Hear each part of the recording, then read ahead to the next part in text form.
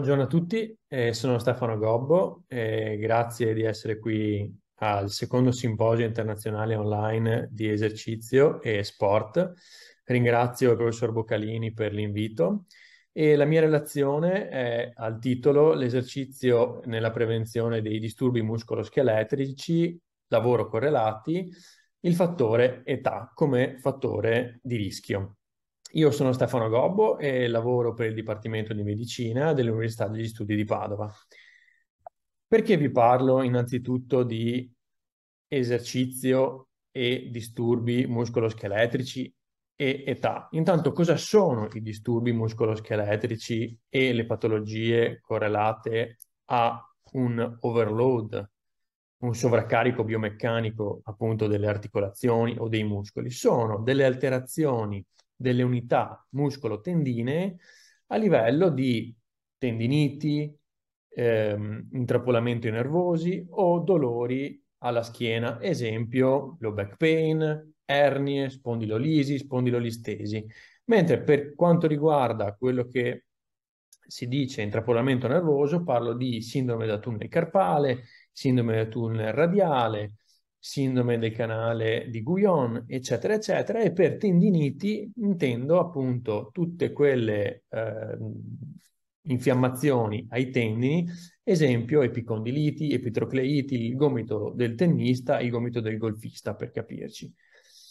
Perché vi parlo di questo? E qui arriviamo proprio al primo caposaldo di questa presentazione, è il fatto che se noi andiamo a vedere quello che è una vera e propria epidemiologia per quanto riguarda i lavoratori, in Italia negli ultimi anni, e questi sono dati dell'anno 2018 e l'anno 2019, se andiamo a vedere c'è una totalità di 61.000 o 59.000 casi di patologie lavoro correlate e la bellezza di 6.000 barra 36.000 e 6.000 barra 38.000 sono malattie del sistema nervoso, quindi intrappolamenti dei nervi o malattie del sistema osteomuscolare del tessuto connettivo, quindi proprio quello di cui parlavamo, quindi tutte quelle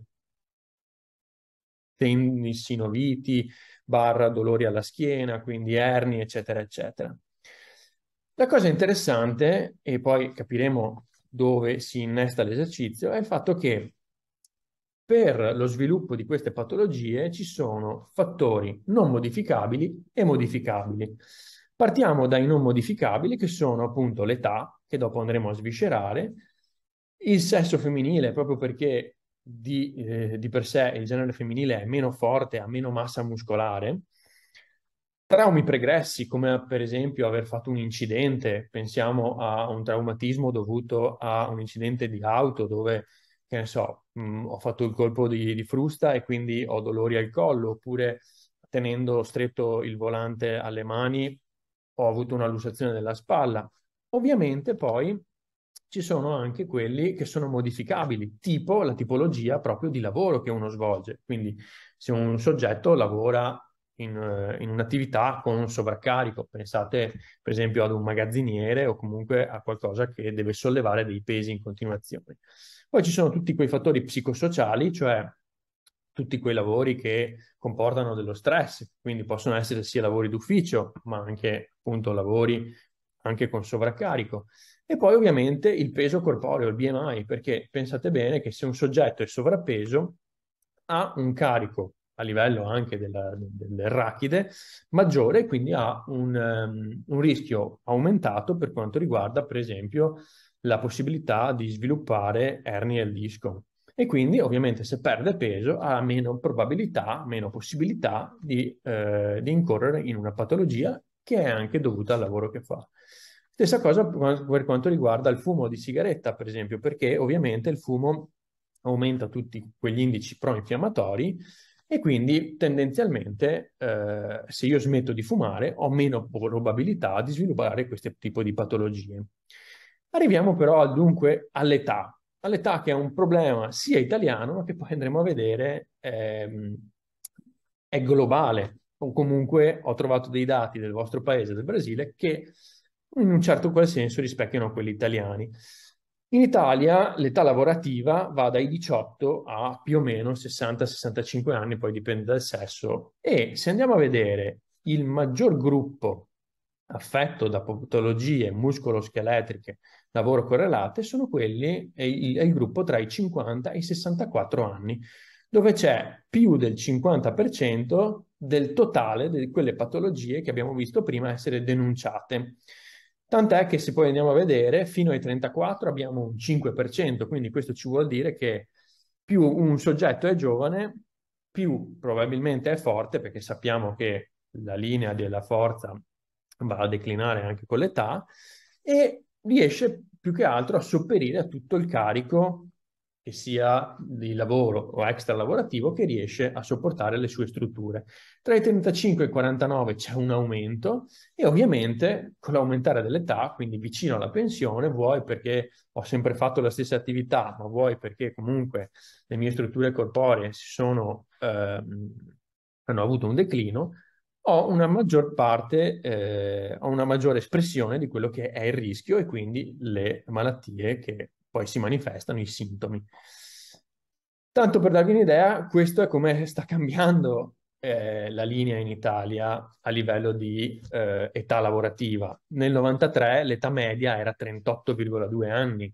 Oggi come oggi siamo verso, qui è una foto di un giornale, siamo oltre i 43 anni. E la cosa più interessante, se andiamo a vedere, è questo dato qui in cui la fascia d'età tra i 55 e i 64 anni è aumentata del 98%, parlo dal 93 al 2016, e quella da 65 anni è aumentata del più 41%, mentre è diminuita del 61% la classe d'età tra i 15 e i 24, probabilmente perché c'è più gente che studia e quindi entra nel mondo del lavoro più tardi, ma è diminuita anche drasticamente del 33% quella tra i 25 e i 34, età in cui in Italia si dovrebbe incominciare a entrare nel mondo del lavoro. In Brasile, più o meno, i dati che ho trovato nel sito dell'International Labour Organization, l'Ilostat, che potete andare a vederli tranquillamente, se andiamo a vedere la fascia d'età tra i 15 e i 24, dal 2011 al 2021, quindi ho dei dati più aggiornati per il vostro paese, tendenzialmente è andata a diminuire. Questo probabilmente perché appunto si entra un po' più tardi nel mondo del lavoro, probabilmente si è alzata la percentuale della popolazione che studia di più, ma quello che risalta è il fatto che benissimo che si stia alzando tra i 25 e i 54, anche se vediamo che la tendenza è a un rialzo, tra virgolette, non significativo, ma quello che si sta alzando in modo abbastanza esacerbato è la classe tra i 55 e i 64 e over 65, dove vedete che c'è proprio una curva che sta andando verso l'alto e che quindi ci fa pensare che sì, ci sia un comportamento o comunque una tendenza simile a quella italiana, anche se meno espressa. Ovviamente i diversi tipi di lavoro ci espongono a diversi tipi di rischi. Nel panorama italiano si dividono in tre tipologie di rischio. Quelle del sovraccarico, appunto perché ho dei pesi che sollevo, quindi delle masse, poi ho dei fattori orizzontali, perché ovviamente più io mi sporgo, più il mio rachide ha delle linee di carico, tra virgolette, peggiore, o comunque un braccio di leva peggiore. Più io sollevo in alto e in basso, ovviamente ho un fattore di dislocazione orizzontale e verticale, dei fattori di asimmetria, perché se io sollevo appunto questi carichi in modo asimmetrico o simmetrico ho delle linee di carico di torsione, ovviamente la frequenza e anche come riesco a prenderle. Poi c'è un altro rischio legato al fatto della spinta o del traino di carrelli con più o meno elevati, parlo del peso e della postura con cui io mi approccio a spingere o trainare questo peso. E poi c'è quello che in Italia è definito movimenti ripetitivi, cioè delle attività che magari non hanno un carico reale espresso in chili, ma che hanno un'altissima ripetitività, nel senso che io continuo a fare lo stesso gesto, scusate, per cicli sempre continui per 8 ore al giorno, 5 o 6 giorni su 7, come per esempio in questo caso impacchettare dei biscotti. Quindi ho sia un fattore di forza, sia ovviamente un fattore di postura, sia la presa e anche per quanto tempo lo faccio, quante pause di lavoro ho, ma soprattutto quello che va a incidere molto è la frequenza, perché capite bene che come uno sportivo fa tanti gesti molto simili, ma viene allenato per farli, in questo caso non c'è nessun allenamento dietro. Poi abbiamo quello che definiamo solo posture statiche, che sono, diciamo, la massima espressione sono i lavori da videoterminale, quindi davanti al PC.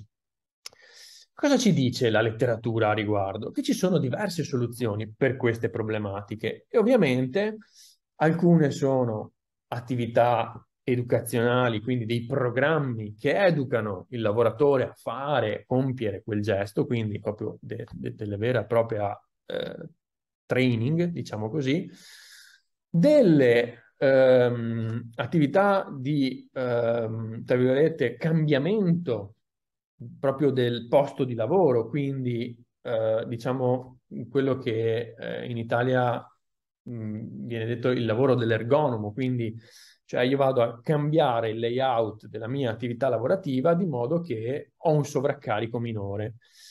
Oppure degli esercizi veri e propri, come oggi andremo a vedere, che possono andare a aumentare la forza, o altri che sono l'utilizzo di nuove tecnologie, nuovi device, come possono essere gli esoscheletri che vanno a diminuire quello che è l'impatto appunto muscolare sull'attività che vado a fare.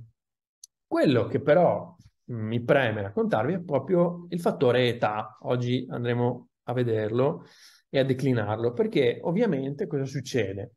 Che io sì, ho tutte queste soluzioni dove ridurre il rischio, bisogna capire se questa cosa è migliorabile, quindi se posso migliorare veramente la postazione lavorativa, perché alle volte un lavoro è difficile da cambiare o comunque da diversificare sulla base anche di un macchinario con cui sto lavorando.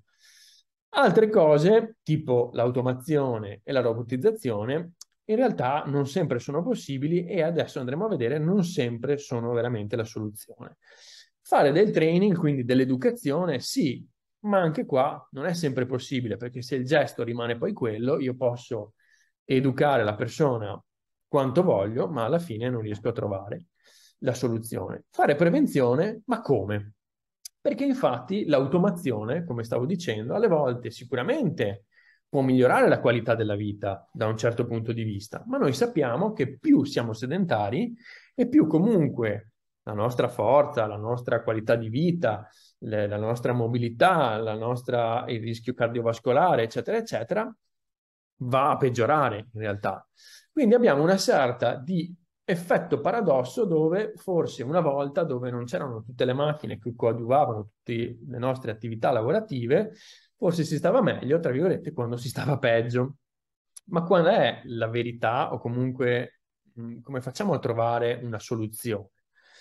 Cosa ci dicono le linee guida dell'Exercises Medicine? Che l'esercizio migliora l'efficienza cardiorespiratoria, l'efficienza muscolare, la flessibilità di tutte le articolazioni, la composizione corporea, quindi il BMI che abbiamo visto essere un fattore di rischio, ma anche ci permette di camminare più velocemente, di rimanere con un equilibrio e quindi diminuire quello che è il rischio di caduta di migliorare le attività della vita di tutti i giorni, la performance della vita di tutti i giorni, ma anche ci dice che l'esercizio fisico strutturato riduce quelli che sono i sintomi da sovraccarico biomeccanico, quindi da dolori muscolo-scheletrici. Tanto per darvi un'idea, questi sono i maggiori trigger point che i lavoratori hanno espresso per diverse tipologie di lavoro, che siano ripetitivi o con sovraccarico biomeccanico o da traino e spinta o da posture. Quindi possiamo vedere che spalle, la zona lombare e il collo sono quelle più espresse insieme a quelle dell'arto superiore, quindi gomito, spalla e polso e mano. Tanto per darvi un'idea di qualche dato, questi sono la prevalenza per quanto riguarda i sintomi di dolori muscoloscheletrici nei soggetti che lavorano al video terminale. Tanto per darvi giusto un'idea, il 42% di chi lavora, ed è stato intervistato in questo lavoro molto interessante, che lavora al video terminale, ha espresso che aveva dolori al collo, oppure il 36% dolori alla zona lombare. Quindi sono percentuali molto importanti, con una prevalenza del 63% a livello annuale. Quello che però vorrei un attimo soffermarmi a dirvi è questo, che ovviamente, per esempio, il disco, e qui sfattiamo un falso mito, il disco può essere normale, può avere un bulging, quindi un inizio di una ernia, oppure un'ernia, ok? E sappiamo benissimo che il bulging e l'ernia sicuramente possono dare un dolore, perché vanno a infiammare poi uno dei due o tutti e due i nervi che escono da quella vertebra nello specifico. Ma anche un disco sano può dare dei dolori, come in realtà tutte e tre le differenti condizioni possono non dare dolore. E questo è supportato da questo bellissimo articolo dove sono andati ad indagare su diverse fasce di popolazione, e qui arrivo proprio all'età 20, 30 anni, 40 anni, 50 anni, fino agli 80 anni, dove erano tutti completamente asintomatici, hanno fatto tutti degli esami per vedere se c'erano appunto delle degenerazioni a livello dei dischi, e queste sono le bellissime percentuali. A 80 anni il 96% dei soggetti asintomatici ha comunque qualche degenerazione a livello discale. Si va a calare al 93% dei soggetti a 70 anni, 88 per i 60, l'80 nei 50 anni, 68 nei 40 anni e 52 nei 30 anni. Quindi capite che il fattore età è preponderante, cioè abbiamo dei soggetti che, pur avendo un'ernia, un bulging o qualsiasi cosa, sono asintomatici, mentre ci sono un sacco di soggetti che comunque esprimono dei dolori e ovviamente con l'età vanno ad aumentare. Abbiamo fatto diversi lavori e qui arriviamo a noi, alla nostra figura di quello che può fare l'esercizio terapia o comunque lo specialista all'esercizio. Questi due protocolli sono molto simili, sono stati fatti in soggetti di giovane età, perché abbiamo un'età lavorativa di 41, 40 anni e di addirittura 38, 40 anni. Questi due protocolli si differiscono ovviamente per la durata, da una parte abbiamo 9 mesi, dall'altra parte 6, fatti con soggetti di ambo i sessi. Da una parte avevamo dei soggetti metalmeccanici che andavano ad assemblare dei piani cottura, dall'altra parte dei soggetti che, solo donne, che andavano ad assemblare occhiali, ok?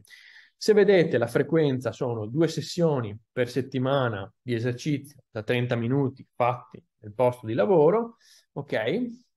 E la cosa interessante è che da una parte abbiamo dei soggetti sani, dall'altra parte dei soggetti che avevano dei dolori. Il protocollo è stato il medesimo, 8 minuti di warm-up, quindi di riscaldamento, 20 minuti di esercizi di forza e 8 minuti di cool down con esercizi di stretching. Quali sono stati da una parte e dall'altra i risultati? Hand grip per la forza della mano, o comunque di tutto l'arto superiore, back scratch che ci identifica la mobilità dell'arto superiore o comunque del compartimento scapolo-omerale, e la dash che ci dà la disability di tutto l'arto superiore, quindi spalla, gomito, mano, polso. Come possiamo andare a vedere, gruppo di controllo e gruppo di intervento e gruppo di controllo, il gruppo di intervento sia da una parte che dall'altra va a migliorare la forza e contemporaneamente va a migliorare la flessibilità, perché ovviamente qui sembra che diminuisca, ma in realtà è perché i due arti riescono ad avvicinarsi di più nelle mani, con le mani. Anche qui sembra, tra virgolette, aumentare, ma comunque è un miglioramento. E per quanto riguarda la scala per la disabilità dell'arto superiore, abbiamo un miglioramento sia nel gruppo di maschi metalmeccanici che di donne che assemblavano occhiali, sia per attività più prolungate nel tempo che meno. Come vedete abbiamo da una parte 3 valutazioni, da una parte solo a inizio e fine del protocollo motorio. Abbiamo fatto un secondo step. In questo caso abbiamo reclutato dei soggetti che avevano delle specifiche limitazioni date dal medico della fabbrica e abbiamo fatto degli esercizi specifici per i dolori che appunto ci venivano riportati da questi soggetti. Nello specifico, questa volta abbiamo dei soggetti un po' più vecchi e infatti cosa abbiamo trovato? Subito che avevano dolori da low back pain, ok? Misurati con la VAS, che non è altro che questa piccola scala dove 0 è nessun dolore e 10 è un dolore fortissimo. E per quanto riguarda la VAS a livello lombare avevamo un valore di medio di 4,78, quindi un dolore tra il lieve e il moderato. Abbiamo fatto anche qui 3 mesi di intervento su 18 uomini che avevano appunto dolore lombare e avevano delle limitazioni nel lavoro che svolgevano, 2 sessioni, questa volta un po' più prolungate, di 45 minuti l'una, 10 minuti appunto di riscaldamento, 20-25 minuti di esercizi di forza specifici per i dolori che ognuno dei soggetti ci aveva riferito e 10 minuti di stretching. Cosa abbiamo trovato? Abbiamo trovato che tutti i distretti in cui i soggetti esprimevano del dolore, tipo la spalla e tutto l'arto superiore, sono andati a diminuire il dolore percepito, ma non è andato a diminuire quello che era il loro dolore lombare. Questo probabilmente perché un po' per l'età, che abbiamo capito essere un fattore predominante, ma anche perché questi soggetti, vi dico, erano esposti ad un carico lavorativo molto molto pesante, in quanto lavorano in una fabbrica dove devono spostare appunto grosse impalcature o comunque grossi quantitativi di merce pesante. L'ultimo protocollo che poi abbiamo messo in atto, pubblicato qualche settimana fa, è stato un protocollo di resistance training, ok, che andasse a ridurre quello che era tutto il comparto di dolori all'arto superiore e che in qualche modo cercasse anche di migliorare la fitness di questi soggetti. Questa volta abbiamo preso delle donne, anche qui con delle limitazioni date dal medico competente della fabbrica. Anche qui abbiamo aumentato a 45 minuti ogni sessione di attività, con 10 minuti di mobilità o comunque di esercizi di riscaldamento, 20-25 minuti sempre di esercizi di forza localizzati nei distretti in cui queste signore, queste lavoratrici ci dicevano di avere dolori, e 10 minuti di stretching. Quello che abbiamo trovato, intanto vi dico che l'età di queste donne era anche qui, come nel precedente studio, di una certa età, quindi 48,69 anni. Qui abbiamo solo, purtroppo abbiamo siamo riusciti, è uno studio pilota, quindi siamo riusciti a coinvolgere solamente 13 donne e a non avere purtroppo un gruppo di controllo, ma comunque cosa abbiamo trovato alla fine di queste 14 settimane di intervento? Che la physical fitness data da tutta una serie di test come il 2-minute step test migliorava. Migliorava la forza data dall'hand grip, migliorava la resistenza cardiorespiratoria, migliorava anche l'equilibrio durante la camminata e in parte con appunto l'ausilio di questi esercizi specifici migliorava anche quello che era il dolore percepito a livello dell'arto superiore. Ok? Quindi corrobora in un certo qual senso le evidenze del precedente lavoro, dandoci ancora più dandoci ancora più delle indicazioni sul fatto che esercizi specifici di forza per determinati distretti in cui i soggetti esprimono dolore vanno sicuramente a migliorare quella che è la sintomatologia o quello che è il dolore riferito, quindi anche a migliorare poi la performance a livello lavorativo stesso o comunque la capacità di fare il lavoro per cui sono pagate. Ultimo, ma non ultimo per importanza, è questa revisione per quanto riguarda il low back pain, quindi torniamo al dolore a livello lombare, a livello del rachide lombare, nei lavoratori esposti a rischio da posture protratte, quindi non parlo né di posture incongrue, ma solamente di posture protratte per lunghi periodi, come quella che è la postura al video terminale. Qui la cosa interessante è che i protocolli sono stati molto eterogenei. I test utilizzati per valutare i miglioramenti o i peggioramenti dopo dei training e l'età ovviamente dei soggetti coinvolti era eterogenea, quindi è difficile dare delle indicazioni sull'età o la tipologia. Ma quello che è molto interessante è che si hanno già dei risultati con delle sessioni di durata molto breve, e di durata molto breve parlo già dai 10 ai 15 minuti, che però vengano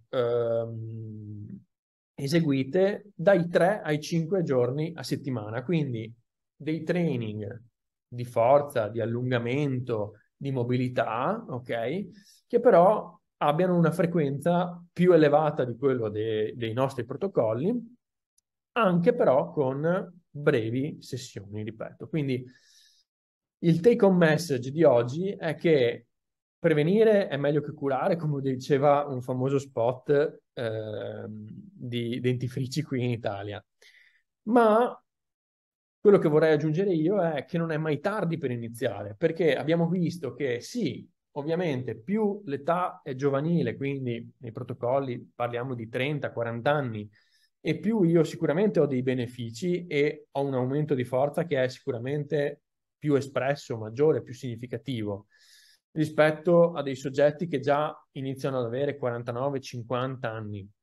Ma comunque ho una diminuzione della sintomatologia anche in quei soggetti che sono alla fine della loro, chiamiamola carriera, o comunque della fine dell'età lavorativa, ma che comunque hanno, o comunque ci hanno portato a vedere che ci sono dei grossi e dei significativi benefici per quanto riguarda protocolli di esercizio e sintomi da sovraccarico biomeccanico o comunque da patologie muscoloscheletriche, lavoro correlate.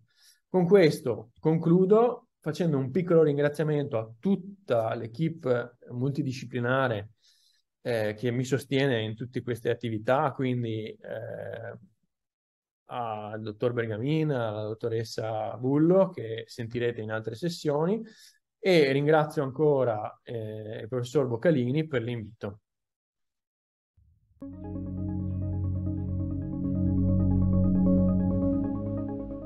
O meu nome é Narlon Cássio Postor Silva e o tema dessa apresentação é Exercício e Neuroplasticidade na Matéria Branca do Cérebro Humano. Eu tenho o bacharelado em Educação Física pela Universidade de 9 de Julho, em São Paulo, tenho doutorado pela Western University aqui no Canadá, doutorado em cinesiologia, e atualmente sou pós-doutor na Universidade de British Columbia, em Vancouver. Esse aí é o prédio onde eu trabalho.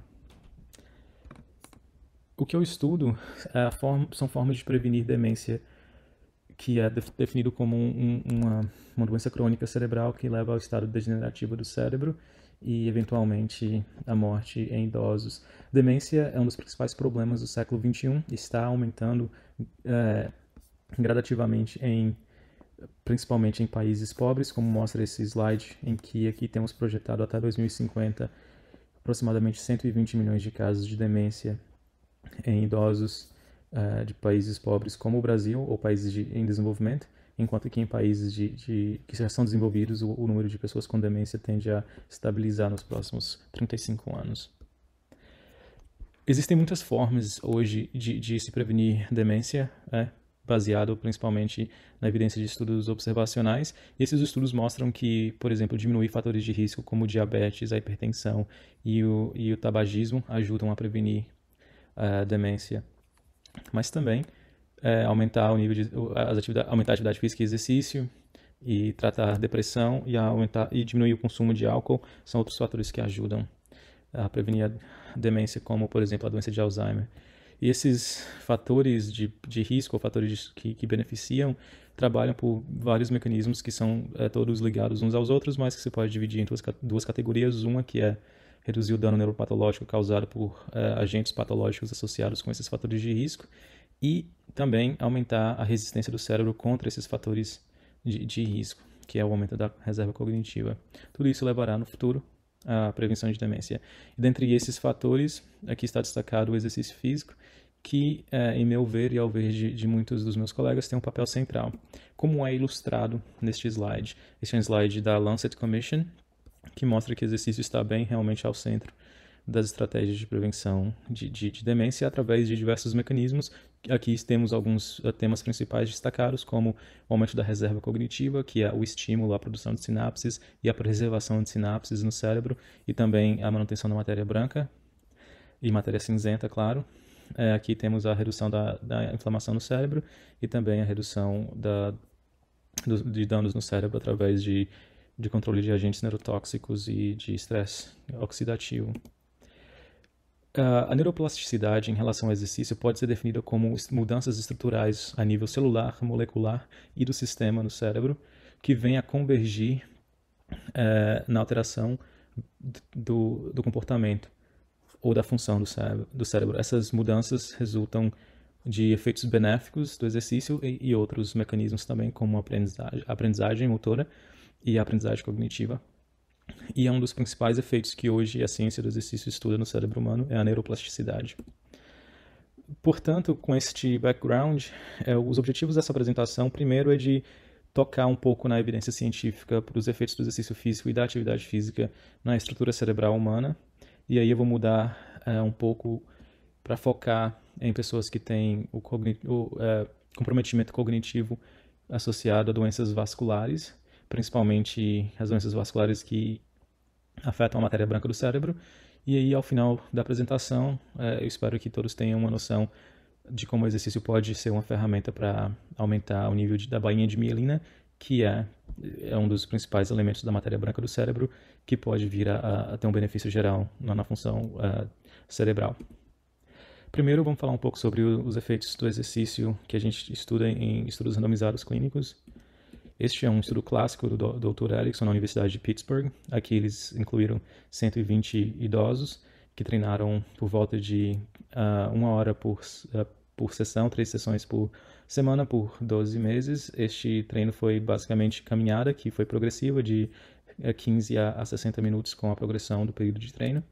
E o que eles mostraram foi que nestes idosos, que incluíram homens e mulheres neste estudo, o exercício físico aumentou o tamanho do hipocampo, tanto o hipocampo esquerdo quanto o hipocampo direito, e que no grupo controle, que foi um grupo de controle ativo que fez exercícios de alongamento, no grupo controle observou-se uma diminuição do tamanho do hipocampo. Então o exercício não só evitou a atrofia, como gerou um ganho de massa no hipocampo, que é um ganho de aproximadamente 2% e é extremamente relevante para a função cerebral.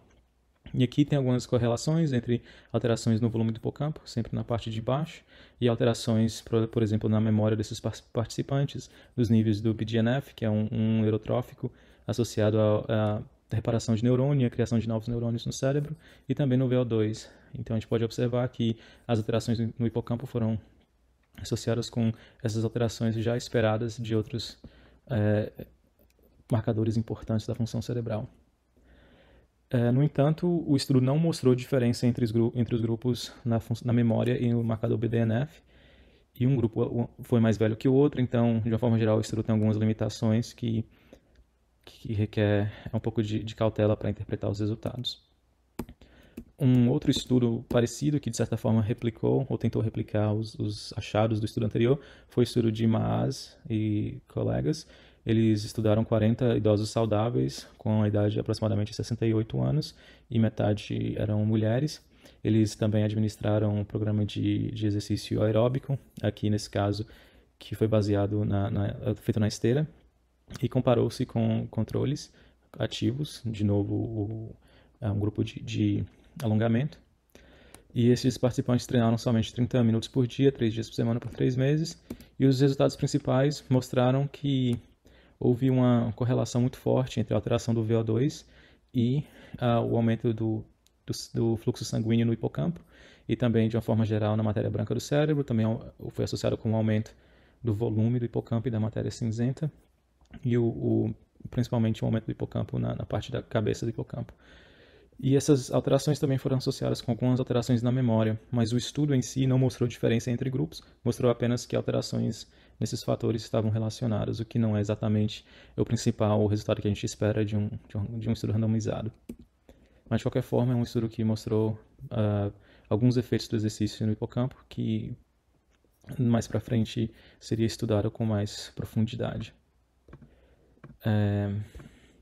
E aqui os autores organizaram uma ideia de como esses efeitos acontecem.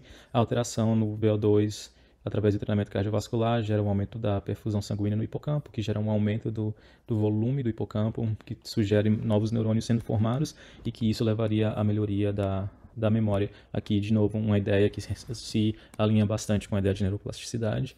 Em outro modelo, que é o modelo B, a gente tem aqui um efeito que é independente do aumento do volume, que o aumento do fitness estaria associado ao aumento da perfusão sanguínea, que estaria associado ao aumento de memória, a melhoria da memória, mas também o aumento do hipocampo, aumento do volume do hipocampo, mas que esses fatores não estão diretamente associados.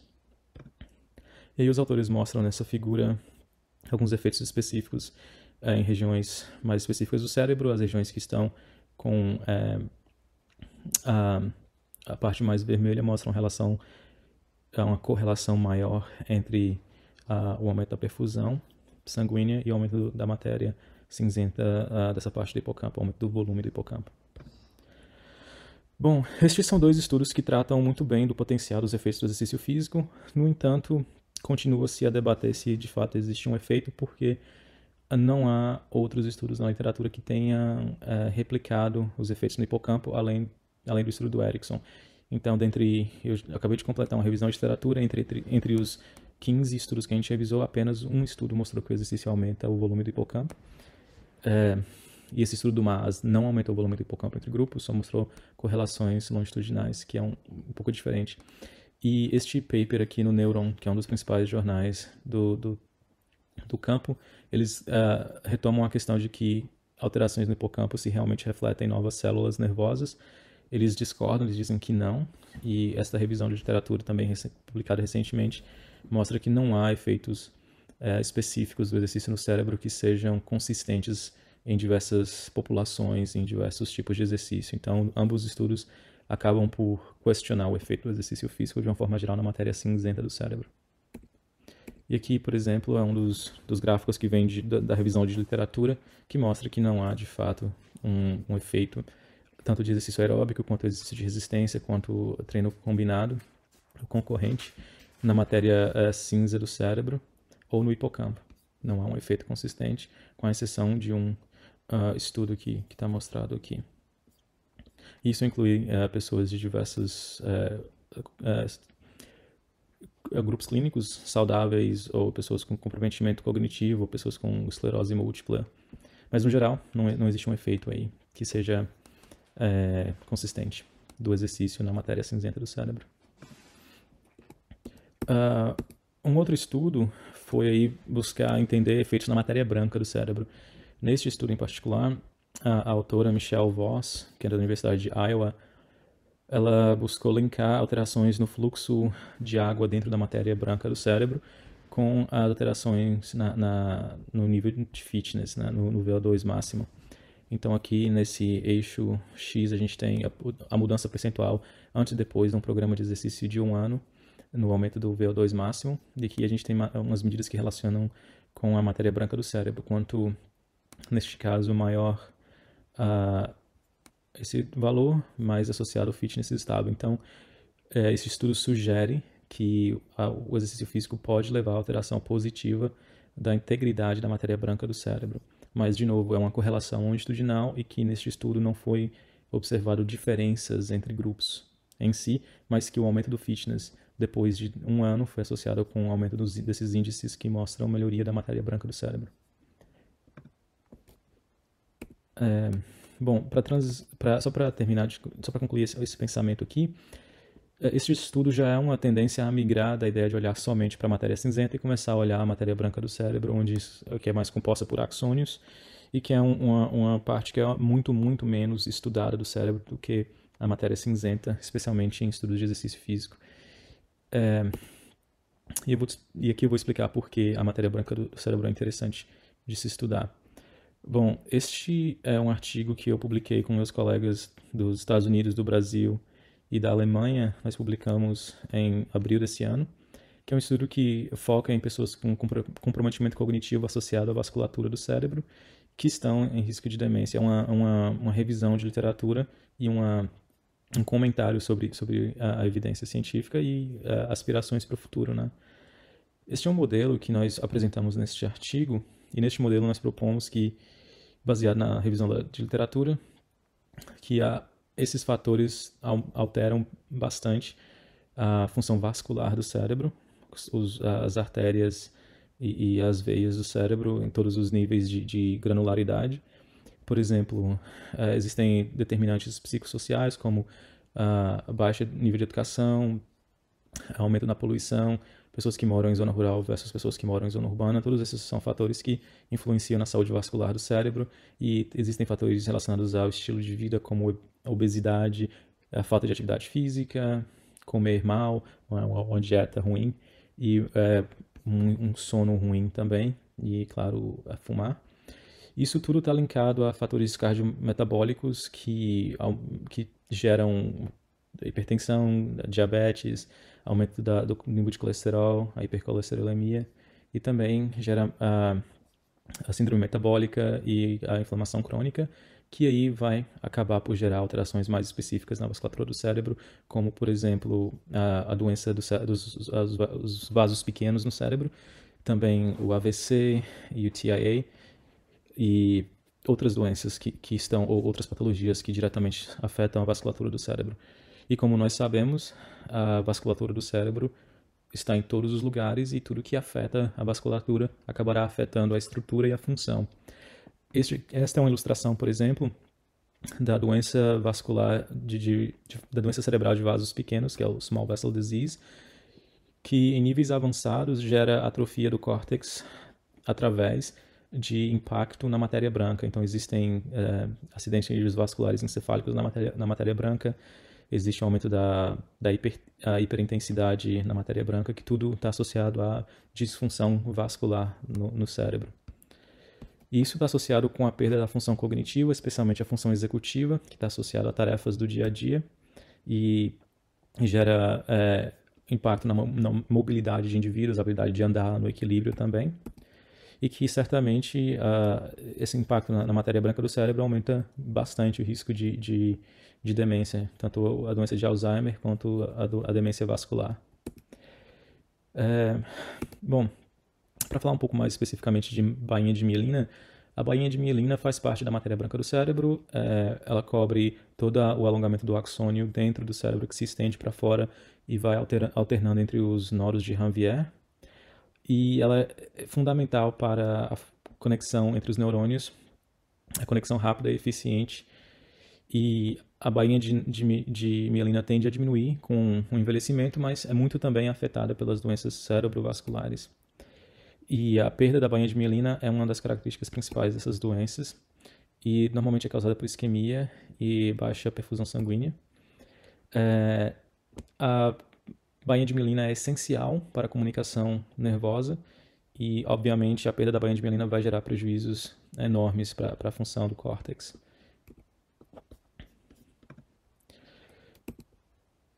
Como que a gente consegue estudar a bainha de mielina em vivo?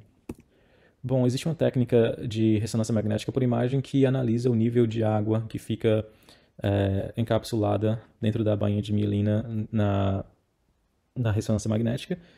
E aí nós calculamos esses valores, que é chamado de valor fracionado da água dentro da bainha de mielina. E esses valores fracionados, que é a myelin water fraction, que é a fração de água de mielina, está associado a estudos histopatológicos, então uma medida que é muito bem aceita dentro da patologia, do estudo patológico da matéria branca do cérebro.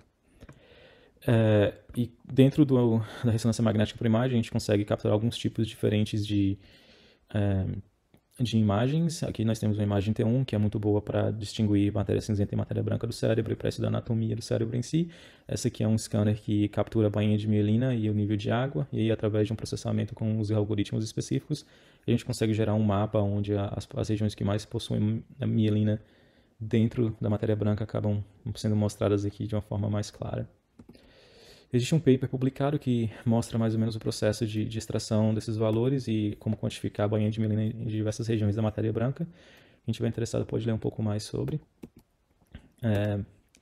Eu só vou agora comentar sobre a pipeline que eu desenvolvi com os meus colegas no meu laboratório para trabalhar com idosos que possuem essa doença dos vasos sanguíneos menores, né, dos pequenos vasos sanguíneos no cérebro. E só para começar, basicamente nós utilizamos um standard space, que é um tipo de scanner, que é um tipo de referência que tem a anatomia definida das regiões da matéria branca do cérebro que nós estamos interessados. Cada região aqui é mostrada em uma cor diferente. A gente traz essas regiões para cada pessoa, cada indivíduo que a gente inclui no estudo, mas essas regiões são comumente determinadas num que a gente chama de template, que é essa imagem aqui. E a ilustração que eu mostro agora meio que faz um resumo dos processos que nós temos. Basicamente, o objetivo é mapear essas regiões da matéria branca que vem desse template dentro dos scanners que medem a bainha de mielina. É um processo que demora mais ou menos 40 a 45 minutos por pessoa, por indivíduo, para fazer esse processo de registro. E aí, no final, a gente consegue quantificar o nível da bainha de mielina dentro dessas regiões específicas, que são regiões de interesse clínico e de interesse científico também. A gente também consegue medir toda a matéria branca do cérebro através de alguns algoritmos de segmentação de matéria branca e matéria cinzenta. Aqui é uma ilustração de como fazer isso, como a gente faz isso no laboratório. E o que a gente faz, no final das contas, é repetir esse processo para cada indivíduo, que o processo, ambos, toda a matéria branca e das regiões de interesse, acaba por volta de 2 a 3 horas por participante, dependendo do computador que a gente utiliza para fazer os processos. Alguns computadores são mais rápidos que outros. E aqui o nosso modo teórico de como estudar a bainha de mielina é que as alterações na função vascular do cérebro, na estrutura dos vasos sanguíneos, vão gerar uma perda de bainha de mielina, vão gerar um comprometimento cognitivo e a diminuição da mobilidade de idosos, mas que tudo isso gira em torno desse causador comum, não é? Que é a doença vascular cerebral de vasos sanguíneos pequenos. E como os fatores de risco, a maioria dos fatores de risco para essa doença passa por alteração do estilo de vida, o exercício físico oferece muito para tratar esse tipo de efeito, esse tipo de patologia, sendo que o exercício é prescrevido para diminuição da hipertensão, diminuição dos volumes de colesterol e dislipidemia, e o controle do diabetes e o aumento da função cardiovascular como um todo. E é por isso que a ideia de que o exercício pode beneficiar indivíduos que têm essas condições, que têm essas doenças, esses fatores de risco, é muito clara. Bom, o que a gente consegue até o momento conceptualizar a ideia de que a atividade física é um fator moderador desse efeito, onde que a perda da bainha de mielina em pessoas que possuem essa doença é moderada pelo nível de atividade física, o que quer dizer que pessoas que são mais fisicamente ativas, teoricamente, resistem mais a esse efeito e não serão tão afetadas. E a ideia é tentar estudar isso isso aqui já foi provado em camundongos, mas a ideia é tentar estudar isso em seres humanos que têm muito mais abundância de matéria branca. Então a gente conduziu um estudo cross-seccional com 102 idosos que têm a evidência dessa doença, da doença cerebrovascular de vasos sanguíneos pequenos, e essas pessoas também têm comprometimento cognitivo, que são pessoas que estão com um fator de risco muito alto para demência e fazem parte de uma população muito comum de se encontrar em idosos por conta dos fatores de risco. O número de pessoas com hipertensão é muito alto, o número de pessoas com diabetes é muito alto no mundo como um todo, com obesidade, e essas pessoas vão, no final da vida, acabar desenvolvendo essa doença. Então, esse estudo serviu para tentar focar nesse grupo de alto risco. Os resultados que eu vou mostrar para vocês já foram publicados em julho deste ano. E aqui estão os meus colegas que participaram ativamente disso. E para quem quiser ler o paper, pode buscar aí nesse jornal. A gente mediu a atividade física com um questionário que leva em consideração a atividade física em casa, atividade física como esporte, atividade física como lazer. E o questionário mede a frequência, a duração e o nível de intensidade dessas atividades. E tem um score que vai de 0 a 793. E aqui estão os valores limítrofes desse score. É um questionário que é muito utilizado em estudos clínicos, é válido, é um questionário que reflete a realidade desses indivíduos, com algumas limitações, é claro, por ser um questionário, mas que oferece muitos benefícios quando se quer conduzir um estudo grande e se tem pouco tempo para conduzir o estudo. Aqui já vou mostrar um pouco dos dados. Os participantes do estudo tiveram por volta de 65 anos e todos os participantes tinham algum nível de comprometimento cognitivo que os colocava a um maior risco de demência, como eu havia citado antes, mas estes também são participantes que têm um nível de educação muito alto, não é, com pelo menos 55% da amostra tendo um diploma universitário, que é algo muito comum aqui no Canadá, mas não tanto no Brasil. Aqui eu mostro um slide, uma imagem com os valores da bainha de mielina em diversas regiões da matéria branca do cérebro. E aqui em cima nós temos a região que tem mais concentração de mielina, que é a cápsula interior. A cápsula interior está conectada às regiões motoras do córtex, que é o trato cérebro-espinhal. E, naturalmente, é um trato que tem bastante mielina, porque conecta o córtex motor a extremidades dos braços e das pernas, não é? E aí as outras regiões meio que circundam essa região da cápsula interna, como está destacado ali. Bom, os nossos resultados principais foi que, primeiro, pessoas que são mais fisicamente ativas contêm maior nível de mielina no cérebro. Esse efeito foi visto em toda a matéria branca do cérebro, como eu mostrei aquele slide ilustrando como segmentar a matéria branca. Então aqui, pessoas com maior nível de atividade física têm maior concentração da bainha de mielina no geral. É uma correlação que aqui é uma correlação que conta com diversos fatores, né? Uma regressão, na verdade, que aqui a gente está controlando por efeito de idade, gênero, nível de educação e IMC. Então é uma correlação muito forte mesmo, que resiste a esses fatores que a gente contou aqui. E também, para as regiões mais específicas, a atividade física estava associada com maior concentração de mielina nessa região do sagittal stratum, que é uma região que conecta a regiões frontais a regiões posteriores do cérebro, principalmente relacionadas à matéria cinzenta, a matéria branca do cérebro que se conecta ao córtex visual aqui no lobo occipital, que é o efeito mais forte que a gente encontrou, mas também encontramos aqui no corpus callosum, que é uma região que reúne ambos os hemisférios que se conectam através do corpus callosum e que está associado a diversas funções cognitivas, principalmente funções da região frontal do cérebro, que são regiões da função executiva associadas ao dia a dia, às atividades do dia a dia e atividades da vida diária também. E da mesma forma aqui na corona radiata, que está linkado na mesma região do corpo callosum, então tem um efeito muito concentrado em regiões frontais do cérebro, o nível de atividade física nesses pacientes. Bom, a mensagem que eu tenho para passar é que neste estudo a bainha de mielina está associada com a maior atividade física, então quanto mais ativo um idoso é, maior a preservação da bainha de mielina no cérebro desses idosos. Essas regiões que nós encontramos efeitos são regiões que são muito vulneráveis ao envelhecimento e às doenças cardiovasculares como um todo, então encontrar esse efeito é algo muito bom para o nosso estudo, mostra que o exercício físico que a atividade física e mais na frente o exercício físico pode ter um potencial de benefício nessas regiões extremamente importantes. E essas regiões estão linkadas com processos cognitivos de ordem maior, não é? Como eu disse, a função executiva, que permite um idoso andar pela casa, fazer atividades da vida diária, fazer as compras, fazer contas mais complexas. Então é um efeito muito interessante de se observar.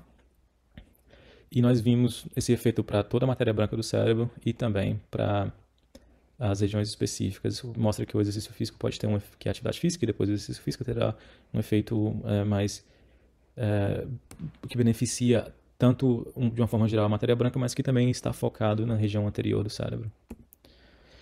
Bom, a questão é que nós precisamos de estudos randomizados clínicos para confirmar estes achados nossos. E a nossa expectativa é que os ensaios clínicos confirmem e que a bainha de mielina e que outras formas de medir a integridade da matéria branca se tornem mais populares nos estudos e que a gente consiga, de fato, provar que o exercício físico tem um efeito muito benéfico no cérebro, que esse efeito é consistente e constante em diversos grupos clínicos, principalmente em pessoas que têm fatores de risco para doenças cerebrovasculares, que é o grupo que a gente estudou aqui. A minha orientadora e eu estamos trabalhando agora num projeto de pesquisa com treinamento de resistência, que já foi mostrado que melhora bastante a matéria branca do cérebro em outros aspectos, e nós esperamos que isso aconteça também na bainha de mielina. Então, neste momento, eu estou, nessa semana, analisando os dados do estudo, que nós incluímos aí por volta de 90 idosos, e que foram incluídos nesse estudo que é 1 ano de treinamento de resistência, treinamento de força, que é algo que a minha orientadora é especialista em estudar. Existem diversas limitações no estudo que eu acabei de apresentar. Por exemplo, existem patologias na matéria branca do cérebro que influenciam a medida que eu utilizei, que é essa medida da bainha de mielina, e a gente não sabe exatamente como que essa influência ocorre. O nosso mapeamento das estruturas da matéria branca nem sempre funciona da melhor forma, depende bastante da saúde cerebral dos idosos. Alguns idosos têm o cérebro com muita atrofia, é muito mais difícil de conseguir mapear as regiões de interesse. E os níveis de ferro dentro da bainha de mielina influenciam bastante os valores que a gente observa, e às vezes os níveis de ferro estão mais altos por conta de patologias e não são processos naturais do cérebro, então às vezes esses níveis de ferro podem influenciar a nossa medida que a gente utilizou. E claro, esse é um estudo cross-seccional, então a gente não consegue, ou um estudo transversal, não é? A gente não consegue determinar causa e efeito. E no geral, os efeitos explicam mais ou menos 10% da variância, então existem um efeito considerado bom para um estudo clínico, mas gostaríamos que esse efeito fosse muito maior, que observássemos 30% da alteração da variância, por exemplo. Enfim, existem outros elementos que nós podemos conversar mais sobre limitações deste estudo. Bom, eu gostaria aqui de agradecer a minha orientadora, a doutora Teresa Lu Ambrose, ela que é pioneira no estudo de treinamento de resistência em idosos, principalmente idosos com doenças cerebrovasculares, e é com ela que eu estou trabalhando neste projeto. A todos os meus colegas, incluindo o pessoal do Brasil que trabalha comigo aqui também, o Gui, e agradecer às instituições que financiam o meu pós-doutorado, que sem o apoio dessas instituições eu não conseguiria fazer o meu trabalho hoje, então fica aí o meu agradecimento e estou aberto a questões. Aí quem quiser conversar mais pode me mandar um e-mail. Esse é o meu e-mail, narlon.silva@ubc.ca, ou no meu Twitter, @boanarlon. Muito obrigado por escutarem até aqui e é isso aí. Até mais.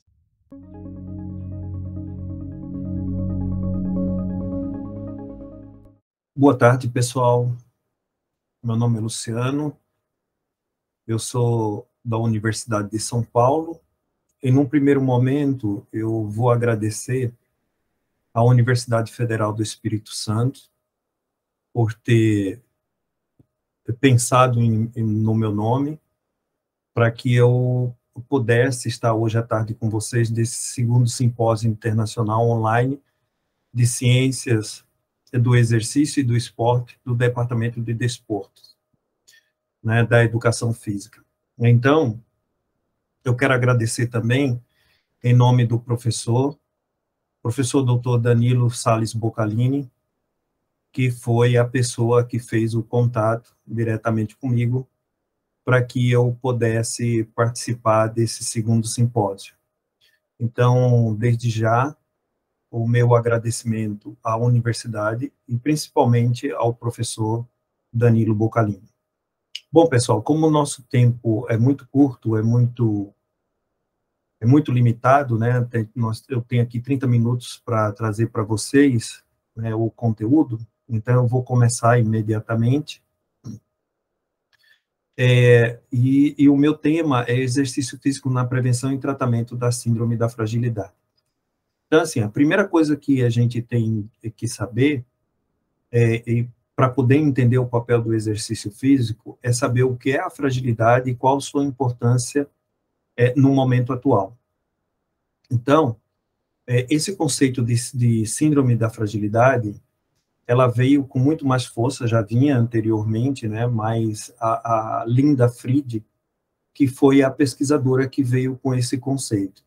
Então, ela diz que a síndrome da fragilidade nos idosos, ela é de natureza multifatorial, caracterizada por diminuição das reservas fisiológicas. Então, assim, vamos deixar aqui bem claro e deixar fácil para que todos possam entender, porque provavelmente nós temos aqui na sala pessoas que trabalham com envelhecimento e aqueles indivíduos que estão começando a trabalhar. Então, é o seguinte, a gente sabe que com o envelhecimento, o que acontece nos sistemas fisiológicos é um declínio. Então, se a gente pegar todos os sistemas fisiológicos, ou seja, sistema muscular, sistema endócrino, sistema imunológico, sistema respiratório, cardiovascular, ou seja, todos os sistemas fisiológicos, eles passam por um processo de redução da sua capacidade, declínio da sua capacidade. E, obviamente, isso vai culminar com a morte. Né, que a morte nada mais é do que a incapacidade desses sistemas de nos proteger frente a uma quebra de homeostase. Então, esse é o conceito biológico da Linda Fried. Então, ela diz que é uma redução dessas reservas fisiológicas que vai fazer com que o indivíduo se torne frágil. Lembrando aqui, pessoal, que fragilidade não é sinônimo de doença, tá bom? Então, vamos lá. A Linda Fried, ela classifica a fragilidade, ela leva em consideração 5 critérios. Então, vamos lá. Se o indivíduo perdeu peso no último ano, diminuição de força de preensão palmar ou força de preensão manual, que é determinado por Hand-Grip, né? Isso você vai determinar para homens e mulheres de acordo com o IMC. Redução na velocidade de marcha, né? Que aí ela determina por 4,5 metros, 4,6 metros. E aí nós temos valores referenciais tanto para as mulheres quanto para os homens. A exaustão, que é subjetiva, né? E o baixo nível de atividade física, que é determinado através do questionário do Minnesota, né? Então, assim, a partir desses 5 critérios, você pode determinar a fragilidade. E como é que isso é feito? Se o idoso apresentar 3 ou mais critérios, você classifica como frágil. 3 ou mais critérios, frágeis. 1 ou 2 critérios, pré-fragilidade. Se o indivíduo não se classificar em nenhum desses critérios, obviamente a gente chama de indivíduos robustos. Tá? Então, aqui eu trago para vocês esse gráfico, que é assim, o que acontece com o indivíduo que é robusto, né? Um indivíduo que não apresenta fragilidade. Então, a gente tem aqui, ó, nesse eixo, capacidade funcional. Então, observem bem comigo, senhores, o seguinte, ó, você tem um agente estressor. Esse agente estressor pode ser uma doença, qualquer doença. Então, quando nós temos uma doença, o que acontece com os sistemas fisiológicos, mais especificamente com o sistema imunológico? É natural que ocorra uma queda desse sistema fisiológico. Porém, como você ainda tem um sistema competente, o que acontece?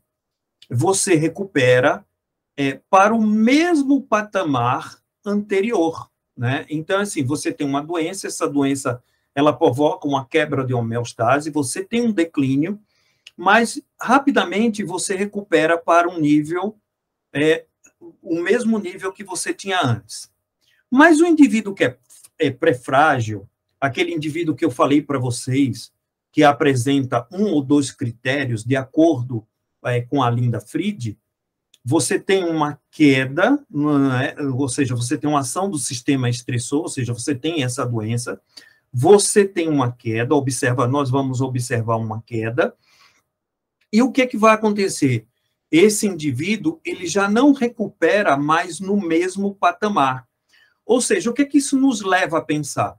Que se ele não recupera no mesmo patamar, esse indivíduo, ele está evoluindo para se tornar um indivíduo dependente. Então, quando a gente pensa no indivíduo robusto, né, nesse primeiro aqui, a gente pensa naquele indivíduo que faz as atividades básicas da vida diária, aquele indivíduo que faz intermediária, né, e faz ainda as avançadas. Né, é isso que a gente chama de robusto. Na maioria das vezes, o indivíduo que está entrando na pré-fragilidade, ou mesmo o indivíduo frágil, vocês vão ver adiante, é um indivíduo que a gente vai observar que a capacidade funcional dele está comprometida. Ou seja, é um indivíduo que não consegue mais fazer as suas atividades intermediárias da vida diária. Ou seja, é aquele indivíduo que muitas vezes ele não consegue ir numa padaria, ir num supermercado, ou seja, ele consegue fazer só as básicas, mas as intermediárias, elas já começam a ficar prejudicadas, ou seja, é aquele indivíduo que vai atravessar uma rua, ele atravessa com dificuldade e tal, então isso a gente chama de fragilidade, e é um indivíduo que a gente está observando que ele vai evoluir para dependência, ou seja, ele vai ficar acamado e vai depender de terceiros para fazer as suas atividades básicas da vida diária, ou seja, como comer, tomar banho, né? Então, ó, ele já não recupera no mesmo nível de pré-fragilidade. E quando esse indivíduo é frágil, né, que tem um agente estressor, ou seja, quando tem uma doença, ele já não recupera mesmo, muito menos do que quando está na pré-fragilidade. Então, isso é um indivíduo que pode evoluir para quê? Para incapacidade, ou seja, para ficar acamado. E aonde é que entra a atividade física aqui? Gente, eu já vou adiantar para vocês que quando a gente fala de fragilidade, não existe medicamento para você reverter o status de fragilidade. Você só consegue reverter a fragilidade de duas formas: exercício físico e dieta. E o melhor é que as duas situações sejam complementares, ou seja, que você tem um programa de atividade física e, além do programa de atividade física, você também tenha uma suplementação. Por isso que a gente tem aí hoje encontra, né, nas farmácias, ou seja, no mercado, a gente encontra como exemplos o Ensure, né? A Ensure o que é? É um suplemento à base de aminoácido que faz com que o indivíduo aumente massa muscular. Gente, fragilidade está essencialmente relacionada com perda de massa muscular. Mas vamos para frente. Bom, Quando o indivíduo tem fragilidade, quando esse idoso tem fragilidade, isso leva a desfechos clínicos ruins, né? Como quedas. Lembra que eu falei que a fragilidade ela está associada principalmente à perda de massa muscular? Sobretudo, essa perda é acelerada acima de 70 anos de idade, né? Então, está associado com quedas, redução da capacidade funcional, ou seja, o indivíduo não consegue fazer as suas atividades intermediárias e muitas vezes básicas, e aí já evolui para incapacidade. Hospitalização, porque se esse indivíduo tem quedas, ele evolui para hospitalização e evolui para morte, né? Então, esses são os desfechos clínicos, né? Então, gente, mas eu quero destacar aqui que eu estou trazendo muito a característica clínica, que é o conceito da Linda Fried, tá? Porque é o que a gente trabalha no dia a dia. Mas também tem alguns autores, entre eles o Kenneth Rockwood, que ele tem um conceito mais abrangente de fragilidade, né? Que ele diz que é uma síndrome multidimensional que envolve um acumulativo declínio nos sistemas fisiológicos. Então, para o Kenneth Rockwood, e eu também concordo com ele leva em consideração aspectos biopsíquicos socioambientais. Ou seja, se esse idoso é morador de rua, se ele não tem uma alimentação adequada, ou se ele tem doenças associadas, ou seja, a visão dele é uma visão muito mais completa, enquanto que a visão da Linda Fried é uma visão muito mais biológica, né? Mas eu vou mostrar para vocês que 90% dos trabalhos utilizam um instrumento para avaliar a fragilidade, um instrumento da Linda Fried. Por quê? Porque é um instrumento mais fácil de ser aplicado e é um instrumento que está associado com a nossa área, ou seja, nossa área biológica, né? Então, se utiliza muito um instrumento da Linda Fried. Bom, e aí é o que eu falei para vocês, que a atividade física, ela consegue reverter essa fragilidade, por quê? Porque ela atua em vários sistemas fisiológicos, isso aqui já é sabido de vocês, e eu não vou perder muito tempo aqui explicando cada uma dessas funções, porque eu tenho pouco tempo para trabalhar com vocês aqui. Eu tenho uma missão que é deixar isso aqui em 30 minutos. Bom, então, vamos ver qual é o papel do exercício físico nessa reversão da fragilidade. Então, normalmente, os trabalhos, eu diria para vocês que 97%, 98% dos trabalhos que a gente tem na literatura trabalha sempre com multicomponente. Então, nós temos um trabalho de 2016, que é um trabalho clássico, é um trabalho muito bom, e que, inclusive, é desenvolvido pelo pessoal da Espanha. A Espanha, embora os Estados Unidos também tenha bons trabalhos, mas a Espanha ela está um pouco à frente na área de fragilidade. Então, acredito até porque, se a gente pegar o continente europeu de uma maneira geral, é um continente mais envelhecido, e por isso acaba trazendo uma importância maior, eles querem trabalhar mais com isso. Então, o que foi que eles fizeram? Um treinamento multicomponente. Então, vamos entender aqui, o que a gente chama de exercício multicomponente? Vou só adiantar um pouquinho, pessoal. Multicomponente, pessoal, é aquele exercício que a gente tem numa única sessão, a gente trabalha com força, tem treinamento aeróbico, tem alongamento, trabalho de propriocepção.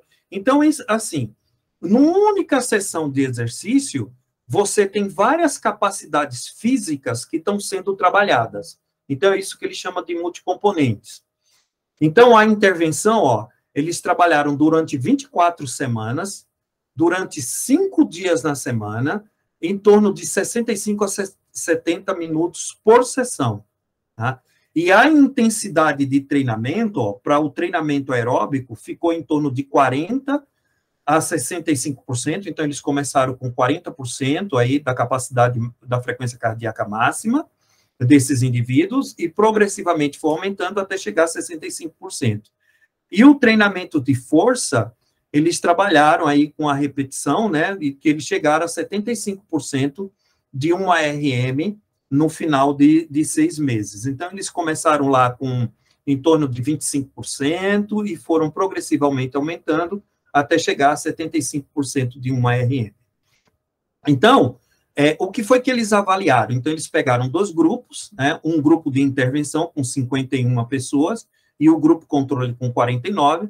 Eu chamo a atenção aqui de vocês para a idade desses indivíduos, ó, com 79 e 80 anos. Lembra que eu falei? A fragilidade é muito mais comum em pessoas com idade mais avançadas, ou seja, acima de 70 anos de idade. Isso não quer dizer que a gente não encontre fragilidade em pessoas mais novas. Eu já encontrei fragilidade até em pessoas com 58, 56 anos de idade, mas é muito mais comum na idade mais avançada. Então, o que foi que qual é o objetivo do trabalho? Ele queria ver se o treinamento multicomponente, multimodal, aí como vocês queiram chamar, ele é capaz de reverter essa fragilidade. Então, ele viu melhora, ele viu reversão da fragilidade, melhora na cognição, na emoção, né, nas relações sociais, em idosos que estavam idosos em instituições de longa permanência. Então, vamos ver aqui, ó, gente. Então, 51 e 49 participantes, né, depois dos critérios de inclusão e exclusão. Eu trago aqui novamente a idade, né, desses indivíduos. Nós já falamos aqui do tipo de treinamento. E eu quero destacar aqui para vocês, ó, pessoal, a fragilidade especificamente aqui, ó. Então, eles utilizaram 2 escalas, a escala de Fried, que eu acabei de falar para vocês, e a escala de Edmond, que é uma escala multidimensional, ou seja, tem mais aquele critério do Kenneth Rockwood. Então, veja só o seguinte, ó, grupo intervenção e grupo controle antes de começar o treinamento, né, especificamente, ó, tá vendo aqui, gente, ó, 3,6, o número de critérios, lembra que são 5 critérios, né? Então, eles tinham 3,6, né, o indivíduo de intervenção, e o grupo controle 3,8, né? Então, observem que após um período de treinamento físico, né, observem que após um grupo de treinamento físico, ou seja, aí 6 meses, o número de critérios utilizando a escala de Fried, caiu para 1,6, ou seja, de 3,6 caiu para 1,6, né? Então, o que é que já a gente não conseguiu diferença, ó, no grupo controle? Isso tanto para a escala da Fried como para a escala do Edmond, que também dá um declínio, né? Então, o que que isso nos mostra? Que o treinamento físico é capaz de reverter a fragilidade que a gente observa nesses idosos, né? Além disso, pessoal, que não é o objetivo da apresentação aqui, mas as medidas de capacidade funcional também melhoraram aqui, ó, que eu estou aqui destacando para vocês. Então, o índice de Bartel, o índice de Lawton, né, que são, que eles medem, que eles avaliam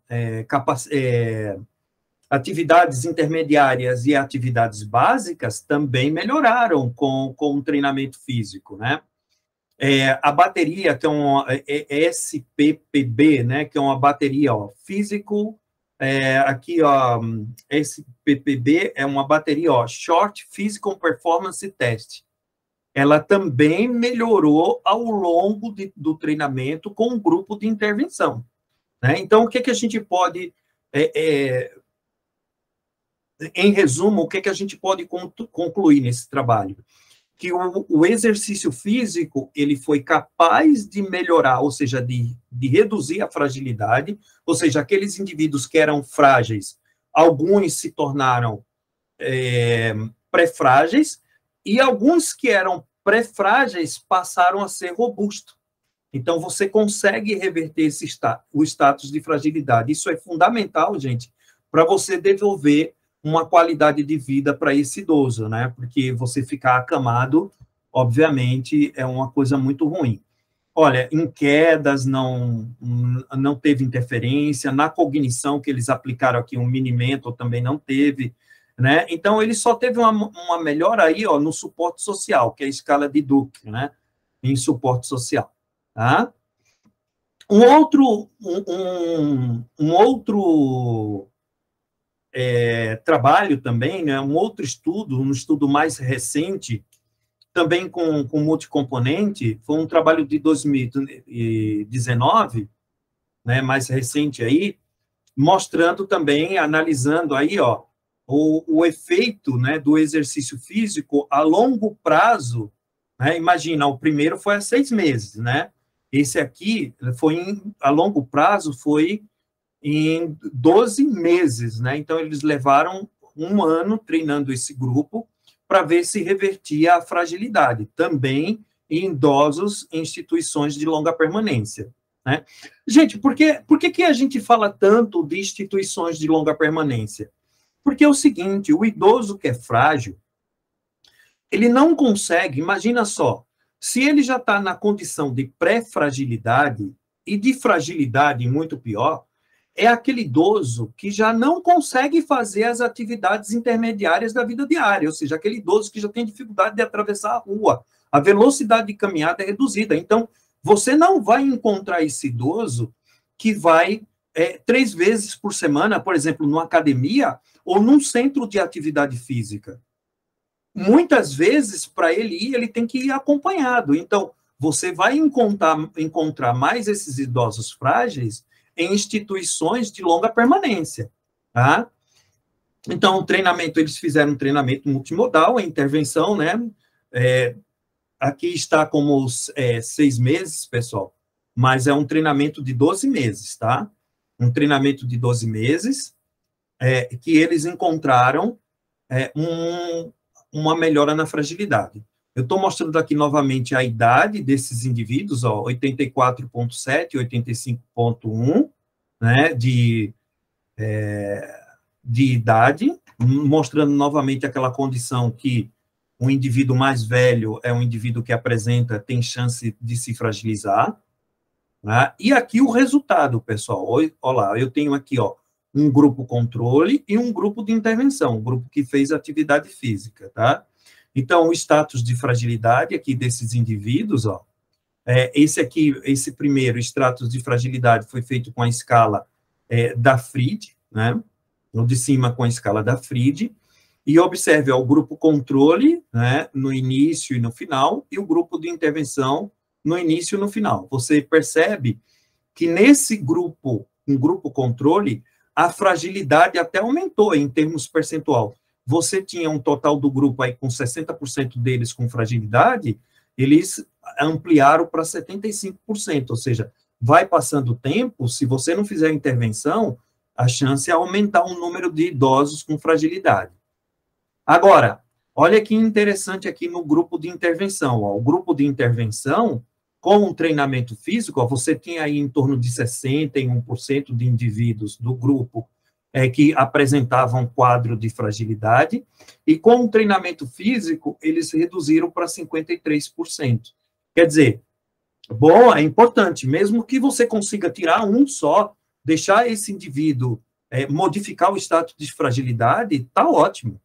E aqui é uma outra escala, normalmente o pessoal aplica 2 escalas, né, a escala que eu falei para vocês, a escala mais biológica, que é a escala da Linda, Fried, e aqui a escala de Tilburg.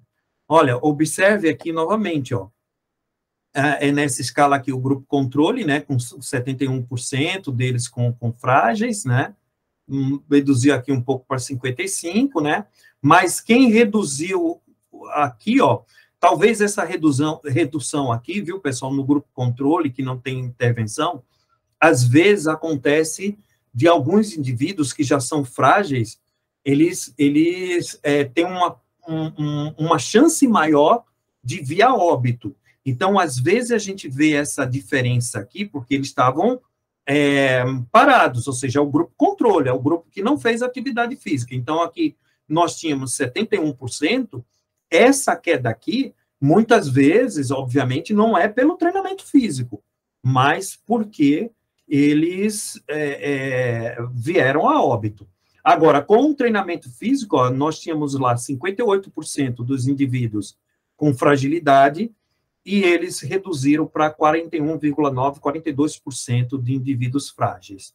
Né? Além disso, teve melhora também, pessoal, na capacidade funcional. Novamente, aquela escala que eu falei para vocês, né, que é uma bateria curta, né, Short Physical Performance Battery, que é uma bateria curta, que normalmente avalia a capacidade funcional.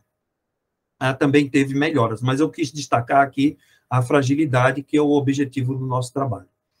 Então, e para finalizar, pessoal, eu trago para vocês o seguinte, o exercício feito em residência, que isso foi um trabalho nosso, agora de 2022.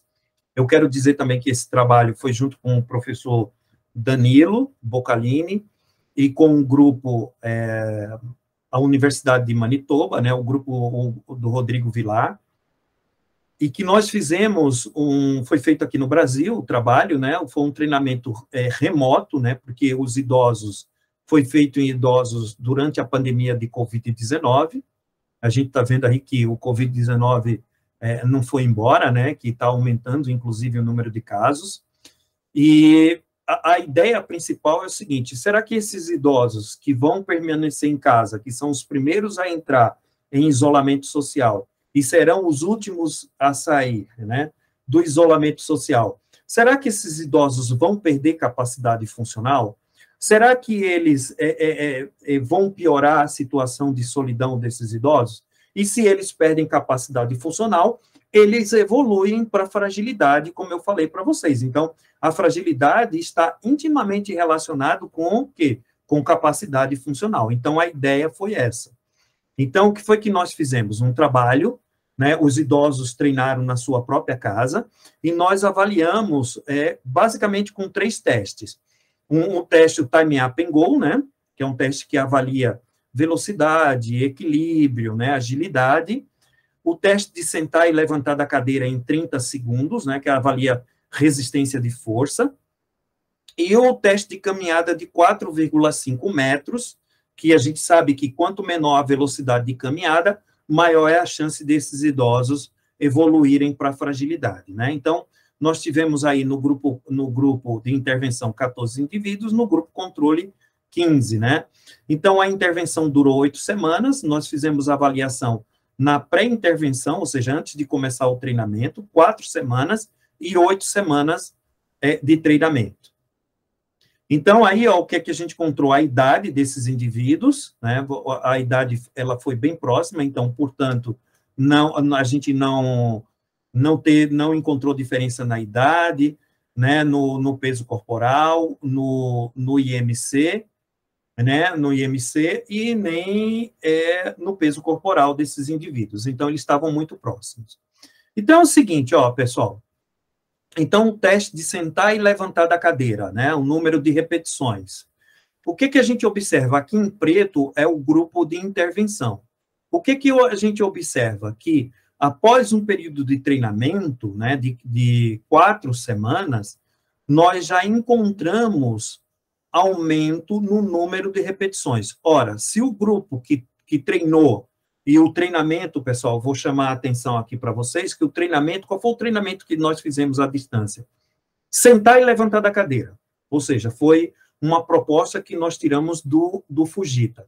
Ou seja, foi um trabalho de agachamento e que eles faziam 3 vezes por semana esse treinamento físico e eles iam fazendo sentar e levantar da cadeira durante esse período, né? Foi o único exercício que nós fizemos. Por que nós fizemos esse único exercício? Porque era remoto, era mais fácil a aprendizagem e para a gente aplicar, e como é um estudo piloto, né? Então, assim, a ideia era essa. E é um trabalho que o próprio Fujita já tinha aplicado também em instituições de longa permanência. Então, nós pegamos o protocolo deles e aplicamos no nosso trabalho. Então, aqui, ó, observem o seguinte, ó, que após o período de treinamento, a gente observa que, em relação ao pré-treinamento, a gente observa que o grupo de intervenção aumentou o número de repetições. Ora, se é um teste de sentar e levantar da cadeira, o que que isso nos leva a crer? Que a força, né, a resistência de força melhorou. E em 8 semanas, a melhora foi ainda melhor. Por quê? Porque nós conseguimos observar melhora em relação ao pré-treinamento e em relação 4 semanas, né? E, obviamente, quando a gente compara também aqui com o grupo controle, também houve o grupo controle teve uma tendência a reduzir o número, né, desse número de repetições. Então, a gente encontrou diferença também, tá? Isso em sentar e levantar da cadeira. Nós não encontramos diferença na velocidade de caminhada, tá?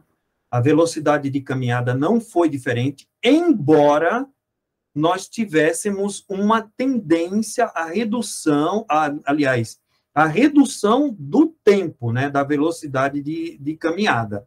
Ou seja, o grupo treinado, aqui o grupo em preto, né, eles foram um pouco mais rápido, ou seja, o treinamento físico teve uma tendência, mas eu não posso dizer que isso aqui teve diferença estatística, mas vocês observam na barra que teve uma tendência à melhora, né, na velocidade de caminhada, tá? Mas não teve diferença estatística. A mesma coisa para o time up and go, ou seja, para o TUG.